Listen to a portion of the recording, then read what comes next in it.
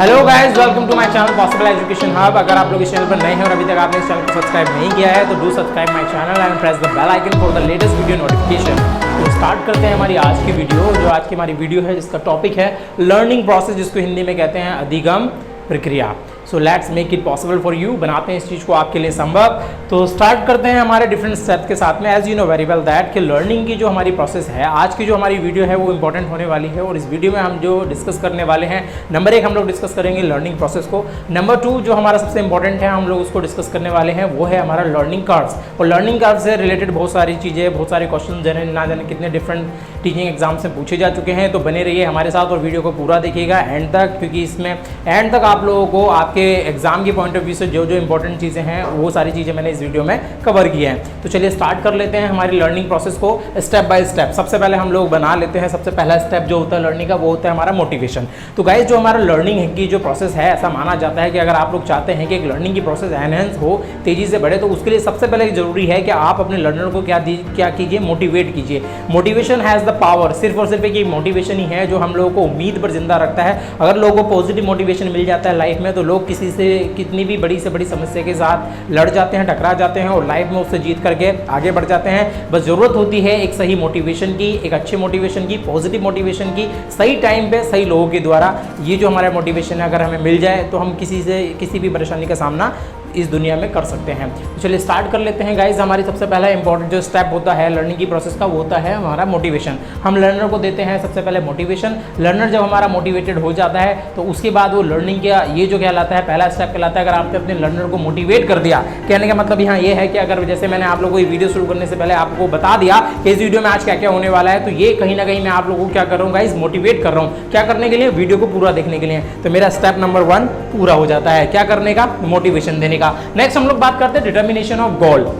Determination of goal में क्या होता है कि हम लोग क्या करते हैं, जो हमारा स्टिमुलस है या जो हमारा उद्दीपक है उसका निर्धारण कर लिया जाता है कि हम लोग क्या करेंगे। जो हमारे मोटिवेट करने के बाद में जो हमारे गोल्स हैं, जहां तक हम लोग को लर्नर को लेकर के जाना है, उस गोल का निर्धारण पहले ही कर लिया जाता है। और ये होता है हमारा स्टेप नंबर 2। मोटिवेट करने के बाद में हमारा डिटर्मिनेशन ऑफ गोल का स्टेप पूरा हो जाता है। डिटर्मिनेशन ऑफ गोल का मतलब आप लोग बहुत अच्छे से समझ रहे हैं। डिटर्मिनेशन ऑफ गोल का मतलब है कि आप लोगों को अपने लर्नर को क्या चीज सिखानी है, क्या उसको उसकी कौन सा जो फील्ड ऑफ इंटरेस्ट है जिसमें हम आपको क्या करवानी, लर्निंग करवानी है, उस चीज का डिटर्मिनेशन सेकंड स्टेप में हो जाता है। नेक्स्ट हम लोग बात कर लेते हैं, जैसे आप लोगों का डिटर्मिनेशन हो गया गोल का, उसके बाद आप लोग क्या करना शुरू कर देते हैं, जो हमारा लर्नर है वो क्या करना शुरू कर देता है, रेस्पॉन्स करना शुरू कर देता है, अनुक्रिया देना शुरू कर देता है। और दूसरा क्या करना शुरू कर देता है, एफर्ट्स लगाना शुरू कर देता है, अपने प्रयास करने वो शुरू कर देता है। किसकी तरफ? अपने जो उसका डिजायर्ड गोल, जो आपने उसके लिए गोल सेट किया है उसकी तरफ। नेक्स्ट हम लोग बात कर लेते हैं, जब वो अनुक्रियाएं करना शुरू करेगा, जब प्रयास करना शुरू करेगा तो गोल तो इतनी आसानी से प्राप्त हो नहीं जाता ना। उसके रास्ते में क्या आ जाएंगी, स्टेप नंबर 4 में ऑब्स्टेकल्स आ जाएंगे, या हमारे क्या आ जाएंगे, हर्डल्स आ जाएंगे, या हमारी क्या आ जाएंगी, बाधाएं। तो उस स्टिमुलस को, उस उद्दीपक को प्राप्त करने के लिए या उस गोल को, डिजायर्ड गोल को प्राप्त करने के लिए उसके रास्ते में जो ऑब्स्टेकल्स आएंगी, जो हर्डल्स आएंगी, वो हमारे पार्ट होंगी स्टेप नंबर 4 का। लर्निंग की कोई सी भी प्रोसेस हो, ऐसा हो ही नहीं सकता कि जो आपका जो डिजायर्ड गोल है उसके अंदर बाधाएं उत्पन्न ना हो। सिंपल सी बात, अगर एक सिंपल सा डिजायर्ड गोल ये भी ले लीजिए कि अगर आपको खाना खाना है, आपके सामने खाने की थाली सजी हुई है, आपके सामने रखी है, उसको उठा करके खाने के लिए भी आपको क्या करनी पड़ेगी, बाधाओं का सामना करना पड़ेगा। मतलब उसको वो अपने आप खाना आपके मुंह तक नहीं आ जाएगा। कैसे? आपको रोटी तोड़नी पड़ेगी, उसके कोर बनाने पड़ेंगे और उस कोर को उस सब्जी के साथ मिलाना पड़ेगा और उसके बाद फिर खाना पड़ेगा। मतलब खाने की एक छोटी सी सिंपल प्रोसेस में भी हमारे क्या दिखाई देती हैं, ऑब्स्टेकल्स और हर्डल्स दिखाई देती हैं। तो जो आप लोगों ने गोल डिसाइड कर रखा है वो आपको इतनी आसानी से नहीं मिलने वाला। आपके रास्ते में ना जाने कितनी परेशानी है, कितनी मुसीबतें, कितने हर्डल्स, कितने ऑब्स्टेकल्स आप लोगों को दिखाई देंगे।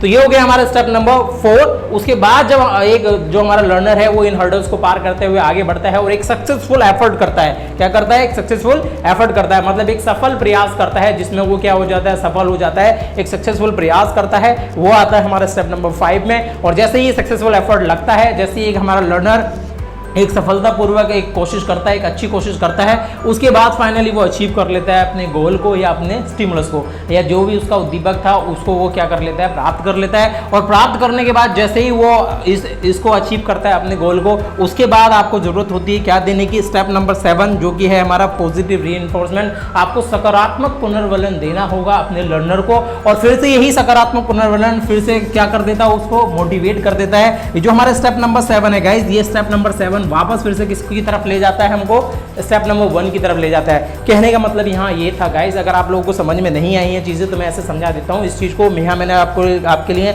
लाइनिंग से लिखा हुआ है, नोट डाउन कर सकते हैं आप लोग कि सबसे पहले स्टेप है हमारा मोटिवेशन, जहाँ हमको एक क्या करना है, लर्नर को मोटिवेट करना है। हमारे पास एक मोटिवेटेड लर्नर है। उसके बाद गोल्स और स्टिमुलस, उद्दीपक की बात चल रही है और हमारे उद्देश्यों की बात चल रही है। What we have to become, हमें क्या बनना है, मतलब क्या करना है, इस चीज का निर्धारण हो जाता है। नंबर 3 हम लोग उसी के हिसाब से फिर क्या करने लगते हैं, रेस्पॉन्स करने लगते हैं, हमारे एफर्ट शुरू हो जाते हैं। नंबर 4 में, स्टेप नंबर 4 में ऑब्स्टेकल्स और हर्डल्स और जो बाधाएं हैं, जो परेशानी है, उनका सामना कहीं ना कहीं एक लर्नर को करना पड़ता है। और नेक्स्ट नंबर 5 है हमारा सक्सेसफुल एफर्ट, और उसके बाद इन बाधाओं से लड़ते लड़ते लड़ते लड़ते उनका जो साइज होता है, मतलब जो तुम्हारा जो पेस है, किसका, जो ऑब्स्टेकल्स हैं, जो हर्डल्स हैं, उनके साथ डील करते करते वो इतना एक्सपर्ट हो जाता है कि फाइनली वो इन सबको बाधाओं को पार करते हुए कहां पहुंच जाता है, एक सक्सेसफुल एफर्ट करता है और फाइनली उसको क्या अचीव हो जाता है, उसका गोल या स्टिमुलस प्राप्त हो जाता है। और फाइनली जैसे उसको उसका स्टिमुलस या उसका गोल प्राप्त हो जाता है, आपको क्या देना है, पॉजिटिव रीइंफोर्समेंट देना है। और यही पॉजिटिव रीइंफोर्समेंट, जो सकारात्मक पुनर्वलन है, यही हम लोग फिर से क्या कर देता है, उस लर्नर को मोटिवेट कर देता है लाइफ के लिए। कहने का मतलब यहाँ इस चीज को ऐसे रिलेट कर सकते हैं गाइस कि अगर आप किसी लर्नर को एक छोटा सा सवाल दे दीजिए सॉल्व करने के लिए, तो सबसे पहले मोटिवेट कर लीजिए बच्चे को, क्या कहानी के थ्रू समझाइए कि बच्चों आज हम लोग जोड़ना सीखेंगे या घटाना सीखेंगे, जो कुछ भी, एक छोटी से छोटी क्लास का एग्जांपल मैं ले रहा हूं। तो उस कंडीशन में अगर आप बच्चों को सिखाना चाहते हैं, आप एडिशन सिखाना चाहते हैं, तो एडिशन में आप उसको कैसे मोटिवेट करते हैं, वो आपका स्टेप हो जाएगा। फिर आप क्या सिखाना चाहते हैं, एडिशन सिखाना चाहते हैं, सबट्रैक्शन सिखाना चाहते हैं, वो डिटर्मिनेशन ऑफ गोल हो जाएगा। आपको 2 नंबर्स का सिखाना है, 3 नंबर्स का सिखाना है, वो डिपेंड करता है, वो है आपका डिटर्मिनेशन ऑफ गोल। उसके बाद फिर बच्चा क्या करना शुरू कर देता है, उससे रिलेटेड रेस्पॉन्स करना शुरू कर देता है। आप उसको कोई से भी मेथड से सिखाइए। सपोज दैट कि आप क्या सिखा रहे हैं, आप 2 नंबर्स का क्या सिखा रहे हैं, एडिशन सिखा रहे हैं, 3 + 4 सिखा रहे हैं। अब आप क्या करना चाहते हैं कि बच्चा इसके ऊपर क्या करना शुरू कर दे, रेस्पॉन्स। तब आपने उसको बताया कि बेटे पहले 3 क्या बना लीजिए आप लाइन्स, और यहाँ पे कितना बना लीजिए, 4 लाइन्स बना लीजिए। ये उसके क्या हो गए, रेस्पॉन्स हो गए। उसके बाद ऑब्स्टेकल्स आ जाएंगे उसके रास्ते में, उसकी लर्निंग के प्रोसेस में। अब वो नहीं समझ पा रहा है कि 3 है तो 3 क्यों बना दिए, 4 है 4 क्यों बना दिए, उसको नहीं पता है। उसको तो सिर्फ आपने ये काउंटिंग ये सिखा दिया कि यहाँ 4 नंबर लिखा है तो 4 टाइम्स लाइन बना दीजिए, है गाइस। और उसके बाद क्या हो जाएगा, उसके दिमाग में कहीं ना कहीं क्या आ जाएंगे, आप हर्डल्स आ जाएंगी, ऑब्स्टेकल्स आ जाएंगी, और वो कभी तो 3 + 4 करेगा, जैसे आपने 3 और 4 का एग्जांपल ले लिया। उसके बाद आप 5 और 7 कर लीजिए, यहाँ 5 और 7 कर लीजिए किसी दूसरे सवाल में। ये 5 और 7 इसी में रहने दीजिए, कोई दिक्कत वाली बात नहीं है। 3 और 4 ऑब्स्टेकल्स की बात चलिए, हर्डल्स की बात चलिए। अब उसको नहीं पता क्या करना है, आप उसको बताएंगे कि बेटा आप यहाँ से लेकर के यहाँ तक काउंट करना सीखो, इसको काउंट करो 1 2 3 4 5 6 7। तो ये जो उसकी रास्ते की बाधाएं थी, आपने इतना काम तो बता दिया, रिस्पॉन्स करना तो उसने शुरू कर दिया, लेकिन इसके बाद आगे क्या करना है उसको बिल्कुल भी नहीं पता है। तो यही थी उसकी ऑब्स्टेकल्स, हर्डल्स, और यही उसकी क्या थी, बाधाएं थी। तो इसको पार करते हुए फिर वो फाइनली जहां पहुंचेगा, और वो क्या लिखेगा यहाँ पे आपका नंबर 7। तो एक सक्सेसफुल एफर्ट लगाएगा वो, यहाँ से 1 2 3 4, क्या पता उसको सम टाइम गिनने 1 2 3, फिर यहाँ 4 5 6 तक ही रह जाए, गिनने में गड़बड़ हो जाए, तो वो तब तक एफर्ट करता रहेगा, तब तक वो अपने हर्डल से जैसे पार आएगा, एक सक्सेसफुल एफर्ट करेगा और कहां तक पहुंच जाएगा, 7 तक। और आपसे मुझे बोलेगा कि सर मेरा आंसर 7 आ रहा है, और जैसे ही आपने उसका आंसर 7 आया, आप क्या देंगे, एक पॉजिटिव रिइंफोर्समेंट देंगे, बच्चे के सर पे हाथ फेरिए, शाबाशी दीजिए उसको, एक्सीलेंट बोलिए, मार्वलस बोलिए, मतलब एक पॉजिटिव क्या दीजिए उसको, रिइंफोर्समेंट दीजिए। और फिर बच्चा तैयार है किस चीज के लिए, वो फिर से मोटिवेटेड हो चुका है, और बच्चे के सामने दूसरी प्रॉब्लम आप रख सकते हैं। मतलब ये सवाल आपका कहीं ना कहीं तक उस बच्चे ने क्या कर लिया, सॉल्व कर लिया है, और आपकी लर्निंग की प्रोसेस हो चुकी है कंप्लीट। और आप चाहते हैं कि बच्चा इसी तरीके से लर्निंग आगे करता है, तब आपको क्या देते रहना है उसको, जैसे ही वो अचीव करता है अपने गोल को, अपने स्टिमुलस को, आपको क्या देते रहना है, उसको पॉजिटिव रिइंफोर्समेंट देते रहना है। तो इस तरीके से हमारी कोई सी भी लर्निंग की प्रोसेस चलती है। ये तो बात हुई एक छोटे बच्चे के ऊपर एग्जांपल लेते हुए। अब आप लोग इस चीज को अपने ऊपर अप्लाई कर लीजिए गाइस। सबसे पहले आप लोगों को क्या रहना पड़ेगा, हमेशा मोटिवेटेड रहना पड़ेगा। जो भी गोल आप लोगों ने लाइफ में डिसाइड कर रखा है उसके लिए हमेशा मोटिवेटेड रहिए, कभी भी डिमोरलाइज मत होइए लाइफ में, होप मत खोइए। लोगों ने चीजें जो कुछ भी अचीव की हैं वो इसी तरीके से अचीव की हैं, पढ़ लिख करके अचीव की हैं। ऐसा कोई नहीं होने वाला कि जादू की छड़ी घुमाई और आपको नौकरी मिल गई, ऐसा नहीं हो सकता। अगर आपको नौकरी चाहिए तो आपको हमेशा मोटिवेटेड रहना पड़ेगा, नंबर 1। दूसरा, डिटर्मिनेशन ऑफ गोल। आपको पहले अपना गोल डिसाइड कर लीजिए, मोटिवेटेड आप हैं और आपको क्या करना पड़ेगा, गोल डिसाइड करना पड़ेगा। दो नाव में पैर मत रखिए, एक ही चीज के बारे में सोच लीजिए, लाइफ में यही करना है पहले। जो आपने सबसे पहले आपको डिटर्मिनेशन ऑफ गोल करना पड़ेगा, उसके बाद की बात चल रही है हम लोग रेस्पॉन्स, और उसके हिसाब से आप लोग अपना रेस्पॉन्स करना शुरू कीजिए, अपने एफर्ट्स लगाना शुरू कीजिए। आपने जो गोल डिसाइड कर रखा है उसके हिसाब से, तो उसको अचीव करने के लिए क्या क्या चाहिए, कौन कौन सी नॉलेज, कौन कौन से सब्जेक्ट आप लोग को पढ़ने हैं, इस चीज के बारे में सोचिए। नेक्स्ट है, आप ये भूल जाइए कि आप बिल्कुल ये मत सोचिए कि आपको रास्ते में कोई परेशानी नहीं आने वाली। There are lots of hurdles and obstacles, competition का जमाना है, सब लोग एक दूसरे से आगे निकलने की दौड़ में।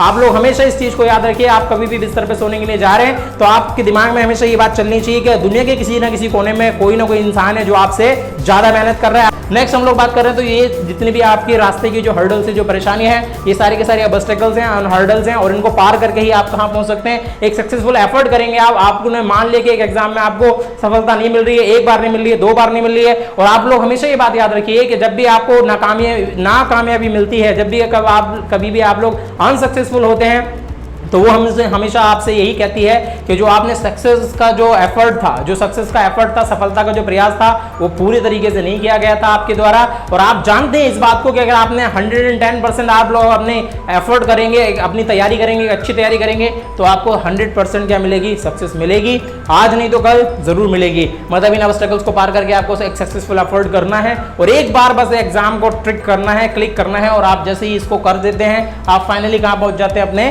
गोल्स पे पहुंच जाते हैं। और गोल्स पे पहुंचने के बाद रुकना नहीं है, फिर लाइफ आपको क्या देती है, पॉजिटिव रीइंफोर्समेंट देती है। पॉजिटिव लाइफ है वो हम लोगों को पॉजिटिव रीइंफोर्समेंट देती है, हमारे गुरु देते हैं, हमारे रिश्तेदार देते हैं, हमारे घर वाले देते हैं, क्या करने के लिए कि ये एक छोटी सी सक्सेस है। अभी आप लोगों को बहुत कुछ लाइफ में अचीव करना है। आप लोगों ने कहते हुए सुना होगा जिस दिन आपकी नौकरी लग जाती है कि अभी ये सिर्फ शुरुआत है, आपको बहुत सारी चीजें लाइफ में अचीव करनी है। तो ये सारी की सारी चीजें कहीं ना कहीं आपको पॉजिटिव रीइंफोर्समेंट का काम करती हैं, और आप फिर से क्या हो जाते हैं, हाईली मोटिवेटेड इंसान के रूप में खड़े हो जाते हैं लाइफ की आगे आने वाली प्रॉब्लम्स के लिए, आगे आने वाले चैलेंजेस के लिए। तो ये सारी की सारी प्रोसेस जो लर्निंग की प्रोसेस है, और इंसान कभी भी जब से जन्म लेता है और जब तक मरता है, आखिरी सांस तक अपनी लाइफ में कुछ ना कुछ किसी ना किसी फॉर्म में सीखता जाता है। तो चलिए गाइस आगे हम लोग बात कर लेते हैं लर्निंग कर्व्स की। हम लोग बात करें अधिगम वक्र। अधिगम वक्र या हमारे जो लर्निंग कर्व्स हैं क्या होते हैं गाइस, कि जो साइकोलॉजिस्ट थे उन्होंने स्टार्ट किया कि जो हमारा लर्निंग कितनी है इसको मेजर करना, ये तो सिर्फ और सिर्फ साइकोलॉजिकल मेथड से लोग क्या कर रहे थे, मेजर कर पा रहे थे। कैसे लर्निंग बढ़ेगी, घटेगी, ये सारी की सारी चीज़ों को मैथमेटिकल फॉर्म में एक्सप्रेस करने के लिए क्या किया गया, 2 डोमेन्स लिए गए, एक तो टाइम और दूसरा लिया गया क्वांटिटी ऑफ लर्निंग। मतलब जो हमारी लर्निंग की जो मात्रा है, उन दोनों के बीच में ग्राफ को क्या किया गया, ड्रॉ किया गया। और इसका जो सबसे पहले श्रेय जाता है, इट वाज डन बाय इन 1885, 1885 की बात चल रही है, और ये थे हमारे फर्स्ट, तो हरमन एवेंगियस साहब ने क्या किया है, स्टार्टिंग की है सबसे पहले।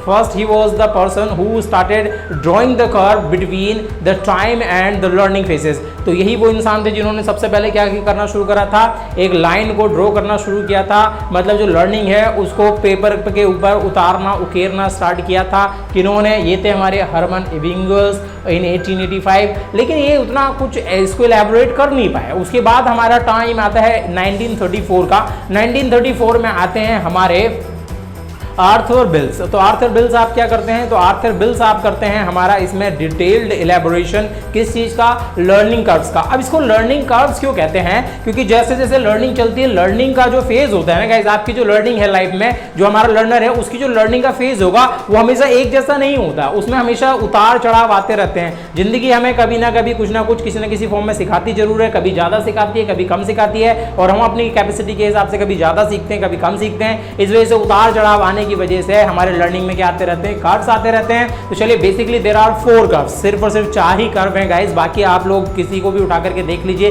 कितनी बुकें पढ़ के देख लीजिए, वो सारी की सारी चीजें फालतू की बातें आगे एक दो को आगे इंक्रीज करते रहते हैं, लेकिन बेसिकली 4 ही कर्व होते हैं। उन्हीं चीज को मैं आप लोगों के लिए लेकर के आया हूँ, इंपॉर्टेंट है, जरा समझ लीजिए। सबसे पहले हम लोग कर्व की बात कर लेते हैं, सिंपल कर्व। तो सिंपल कर्व में क्या होता है कि जो हमारा टाइम है और जो हमारी लर्निंग की क्वांटिटी है, वो दोनों एक साथ क्या होते रहते हैं, इंक्रीज करते रहते हैं। जैसे जैसे टाइम पास आउट होता चला जाएगा, वैसे वैसे हमारा लर्नर क्या करता चला जाएगा, चीजों को सीखता चला जाएगा, सीखता चला जाएगा, सीखता चला जाएगा। This is the ideological condition. Ideological condition है, आइडियोलॉजिकल कंडीशन है।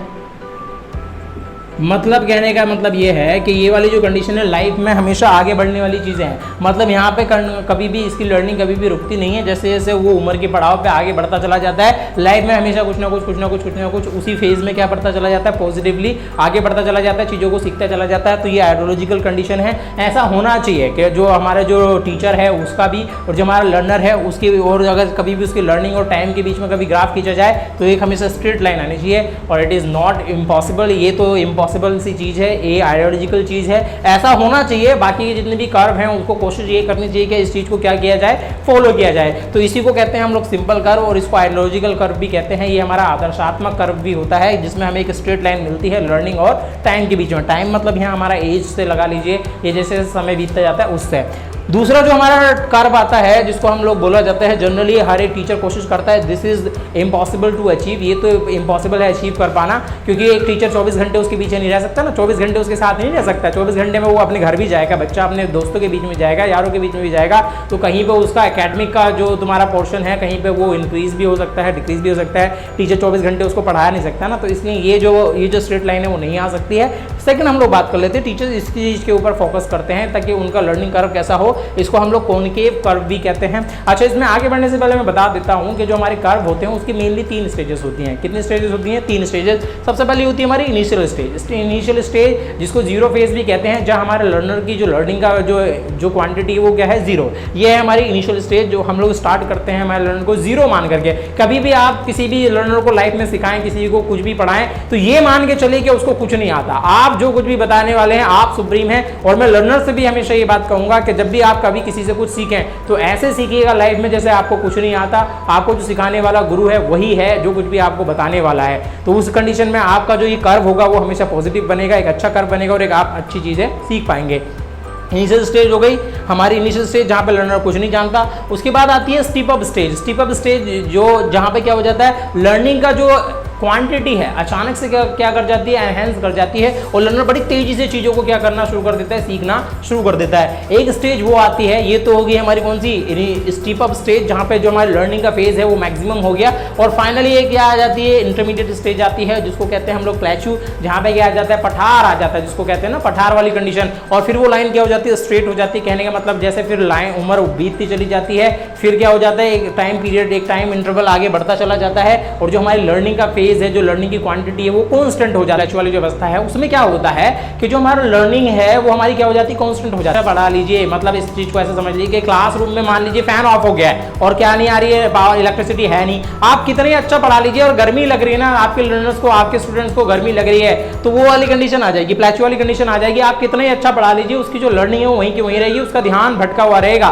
तो ये वाली कंडीशन आती है, इसी को कहते हैं हम लोग प्लेचू। और ये आपका शारीरिक थकावट से लेकर के मानसिक या शारीरिक परेशानियों से लेकर के किसी की वजह से भी हो सकता है। तो इस चीज के ऊपर आप लोगों को ध्यान रखना है कि जो ये प्लेचू वाली कंडीशन है, जो आपका पठार वाली कंडीशन है, वो जो सैचुरेटेड स्टेट कहते हैं ना, जिसको सैचुरेटेड स्टेट हो जाती है, जब सैचुरेशन हो जाता है, जिसमें आप कितना ही अच्छे से पढ़ा लीजिए, कितना अच्छे समझा लीजिए, बच्चे के कुछ समझ में नहीं आने वाला है, क्योंकि उसका जो ध्यान होता है वो आपकी बातों में नहीं होता, कहीं और होता है। और ये फिर आगे बढ़ना क्या कर देती है, बंद कर देती है। इसको कहते हैं हम लोग इंटरमीडिएट स्टेज या प्लेचू स्टेज। और ये जो हमारा कर्व है जो भी फिलहाल बना है, ये है हमारा कॉनकेव कर्व, और जिसको क्या भी कहते हैं, पॉजिटिव एक्सेलरेटेड कर्व भी इसी को कहते हैं। पॉजिटिव एक्सेलरेटेड कर्व का मतलब यहाँ ये है कि जो हमारा लर्नर था वो जीरो से स्टार्ट करते करते करते करते क्या करना स्टार्ट कर दिया उसने, तेजी से उसने सीखा, और उसके बाद फिर आगे सीखता चला गया। और फिर एक कंडीशन ऐसी आई कि वो सीखने के बाद वो चीज़ें जो उसने सीखी हैं वो कांस्टेंट हो गई टाइम के साथ में। तो ये हमारा कहलाता है हमारा पॉजिटिव कर्व। ये हमारा सेकंड टाइप का कर्व है, और हर एक लर्नर और एक टीचर चाहता है कि उसके लाइफ में ये वाला कर्व कम से कम एटलीस्ट क्या हो जाए, एक्वायर हो जाए। नेक्स्ट हम लोग बात कर लेते हैं किसकी, कॉन्वेक्स कर्व। इसको कहते हैं हम लोग नेगेटिव एक्सेलरेटेड कर्व भी कहते हैं। नेगेटिव एक्सेलरेटेड कर्व भी इसी को कहते हैं गाइस। नेगेटिव एक्सेलरेटेड कर्व की बात भी इसी को कहते हैं। ये नेगेटिव एक्सेलरेटेड कर्व भी यही है हमारा, ऋणात्मक या नकारात्मक कर्व भी इसी को कहते हैं, कॉन्वेक्स कर्व इसको कहते हैं। और होता क्या है इसमें कि जो हमारी लर्निंग है इनिशियली शुरुआत में तो बहुत ज़्यादा फास्ट होगी, बहुत ज़्यादा फास्ट होती है, लर्नर बड़ी तेजी से सीखता है शुरुआती चीज़ों को, लेकिन धीरे धीरे जैसे जैसे टाइम पास आउट होने लगता है, धीरे धीरे वो क्या होने लगता है, उसका जो इंटरेस्ट है या उसका फील्ड ऑफ इंटरेस्ट या किसी और वजह से मेंटल डिस्टर्बेंस या तुम्हारे कोई भी परेशानी की वजह से उसकी जो लर्निंग का पेस होता है टाइम के साथ में क्या हो जाता है, बजाय बढ़ने के क्या हो जाता है, कम होना शुरू कर देता है, और फिर टाइम पास आउट होता चला जाता है और वो उस फील्ड में सीखना बंद कर देता है। कहने का मतलब यहाँ ये है, इस चीज़ को समझ लीजिए कि शुरुआती जो मैथ होती है, जो शुरुआती मैथ होती है जहाँ बच्चा 1-2 सीखना शुरू कर देता है, या जैसे तुम्हारा एडिशन सब्सट्रैक्शन करना शुरू कर देता है, उस टाइम पे तो उसका जो मैथ का जो पोर्शन होता है बड़ा स्ट्रॉन्ग हो जाता है। सो गाइज ये हो जाता है हमारा कॉन्वेक्स कर्व, जिसमें हमारे नेगेटिव का फेज जो था, जैसे मैं बता रहा था आपको, स्टार्टिंग में जो बच्चे जो 1 2 3 से लेकर के जो चीज़ें हैं उसको फटाफट सीखते हैं, तो मैथ का जो उनका कर्व होता है वो फटाफट बढ़ता चला जाता है कि जैसे टाइम कम है लेकिन बच्चे ने बहुत ज़्यादा चीज़ें सीख ली मैथ में, 1 2 भी सीख लिया, उसको एडिशन भी आ गया, सब्सट्रैक्शन भी आ गया, मल्टीप्लिकेशन भी आ गया, डिवाइडेशन भी आ गया। लेकिन जैसे जैसे मैथ आगे आगे लेवल पे क्लास बढ़ती चली जाती है ना, जैसे जैसे लेवल बढ़ता चला जाता है मैथ्स का, धीरे धीरे उसका जो इंटरेस्ट होने लगता है, उसको जैसे जैसे डिफिकल्टी लेवल सामने आते जाते हैं वो धीरे धीरे क्या होने लगता है, घटने लगता है, और फिर आगे चल करके लोग क्या कर देते हैं, मैथ तो 10th के बाद बिल्कुल, बॉयज़ की बात कर लें तो लड़के तो छोड़ देते हैं, कहाँ से, लड़के छोड़ देते हैं हाई स्कूल से, और गर्ल्स की बात कर लें तो लड़कियाँ क्या 8th क्लास के आगे मैथ को पढ़ना थोड़ा क्या समझ लेती हैं, मुश्किल, उनके बस की बात नहीं होती है। तो कहने का मतलब उनकी फेज़ में और मैथ की कंडीशन में, ये किसी भी सब्जेक्ट में हो सकता है कि स्टार्टिंग में आपको केमिस्ट्री सही लग रही है 10th लेवल तक, जैसे आपने 11th में ले ली, तो स्टार्टिंग में तो चीज़ें सही लग रही थी, फिर धीरे धीरे कम होती चली गई, और फिर आपका जो पुअर भी, जो आपकी परफॉर्मेंस है वो पुअर होती चली गई, और आप धीरे धीरे नेगेटिव कर्व में आ गए, आप नेगेटिव एक्सेलरेशन में आ गए, और उस फेज़ में, उस सब्जेक्ट में आपका जो लर्निंग है वो क्या हो गई, कम। मैं सिर्फ एक सब्जेक्ट की बात करूँगा, ये नहीं कि ओवरऑल लर्निंग उसकी नेगेटिव हो गई। ओवरऑल लर्निंग कभी भी किसी की नेगेटिव नहीं होती, किसी ना किसी की फेज़ में वो हमेशा क्या कर रहा होता है, पॉजिटिव कर्व या पॉजिटिव एक्सेलरेशन कर्व की तरफ बढ़ रहा होता है। नेक्स्ट हम लोग बात कर लेते हैं, ये जो हमारा 4th टाइप का कर्व है, जिसको एस शेप्ड कर्व भी कहते हैं। ये ऐसा कर्व है, इसको हम लोग कॉन्वेक्स कॉनकेव कर्व भी कहते हैं। जो कॉन्वेक्स और कॉनकेव दोनों का ही क्या है, मिला जुला रूप है। स्टार्टिंग में जो तुम्हारा, जो स्टार्टिंग में इस फेज में जो हमारी इनिशियल स्टेज है, लर्निंग जीरो होती है, धीरे धीरे बढ़ती है, उसके बाद अचानक से क्या आ जाता है, हमारा पेस आ जाता है। इस कंडीशन में अचानक से जो हमारी लर्निंग है वो क्या हो जाती है, एनहेंस हो जाती है, और उसके बाद फिर से क्या आ जाती है, एक प्लेट्यू वाली कंडीशन आ जाती है, पठार वाली स्टेज आ जाती है, इंटरमीडिएट की स्टेज आ जाती है। तो ये वाला कर्व है जिसमें हमारा जो लर्नर है उसकी लर्निंग पहले जीरो होती है, फिर अचानक से तेज हो जाती है, उसके बाद कॉन्स्टेंट हो जाती है, और हो सकता है आगे चल करके फिर क्या हो जाए, मिनिमम हो जाए, फिर आगे चल करके मैक्सिमम हो जाए। मतलब कहने का ये है कि ये आगे ऐसे इस फॉर्म में क्या हो जाता, होता रहता है, बढ़ता रहता है। मतलब इसमें कभी भी कुछ भी क्या हो सकते हैं, उतार चढ़ाव आते रहते हैं। तो ये जो हमारा कर्व है, फाइनली इसको एस शेप्ड कर्व कहते हैं, क्योंकि इंग्लिश के एस की तरह बना हुआ है। जरा ध्यान से देख लीजिए, इंग्लिश के एस की तरह बनता है, इसलिए इसको एस शेप्ड कर्व भी कहते हैं। तो ये थे हमारे लर्निंग के चार कर्व, और इसके आधार पर आप लोग बता दीजिए कि आप लर्निंग के कौन से फेजेस में हैं, और इसी के साथ हमारे लर्निंग के कर्व्स खत्म हो जाते हैं। और इसका जो सबसे ज़्यादा श्रेय जाता है वो आर्थर बिल्स को जाता है। आर्थर बिल ने इस पर काफ़ी काम किया, और उन्हीं की बदौलत जो हमारा ये है, जो हमारे लर्निंग के कर्व्स हैं वो आज हमारे सामने बोर्ड पर दिखाई देते हैं। तो ये वो कर्व्स थे गाइस लर्निंग के, जिस चीज़ को हम लोगों ने डिस्कस किया है। और इसमें जो लर्निंग के जो रीजंस हैं, इसके पीछे जो लोगों का नेगेटिव एक्सेलरेशन हो जाता है, उसमें जो कंडीशन होती हैं, उसकी मेंटल कंडीशन, उसका मेंटल डेवलपमेंट, उसका फिजिकल डेवलपमेंट, या उसका फील्ड ऑफ इंटरेस्ट, सारी की सारी चीज़ें हर्डल बनती हैं, और किसी का पॉजिटिव कर्व की बजाय नेगेटिव कर्व भी हो सकता है। तो चलिए, इसी के साथ आई होप कि आप लोगों को लर्निंग कर्व समझ में आ गए हैं। और लर्निंग कर्व समझ में आ गए हैं तो अब आप क्या करेंगे, एक कर्व बनाएंगे, अपना हाथ उठाएंगे, और उसके बाद वहाँ जो आपको दिखाई दे रहा है सब्सक्राइब बटन का, उसके ऊपर जाकर के प्रेस करेंगे। और प्रेस करने के बाद आपका जो लर्निंग का, आप चाहते हैं कि आपकी लर्निंग का कर्व हमेशा पॉजिटिव बना रहे, तो इस चैनल को सब्सक्राइब कर दीजिए, साथ में वीडियो को लाइक कर दीजिए, और इस वीडियो को हर जगह पर शेयर कर दीजिए। चलिए, मिलते हैं आप लोगों से अगली वीडियो में। बताऊँ कि अगली वीडियो में हम लोग डिस्कस करने वाले हैं टाइप्स ऑफ लर्निंग को, कि जो लर्निंग के टाइप्स हैं वो किस प्रकार से हो सकते हैं, जो अलग अलग प्रकार हैं लर्निंग के, अधिगम के जो अलग प्रकार हैं उनको जानेंगे और देखेंगे कि उसके हिसाब से चीज़ें कैसे चलती हैं। मैं तब तक अपना और अपनों का ख्याल रखिए। जय हिंद, जय भारत।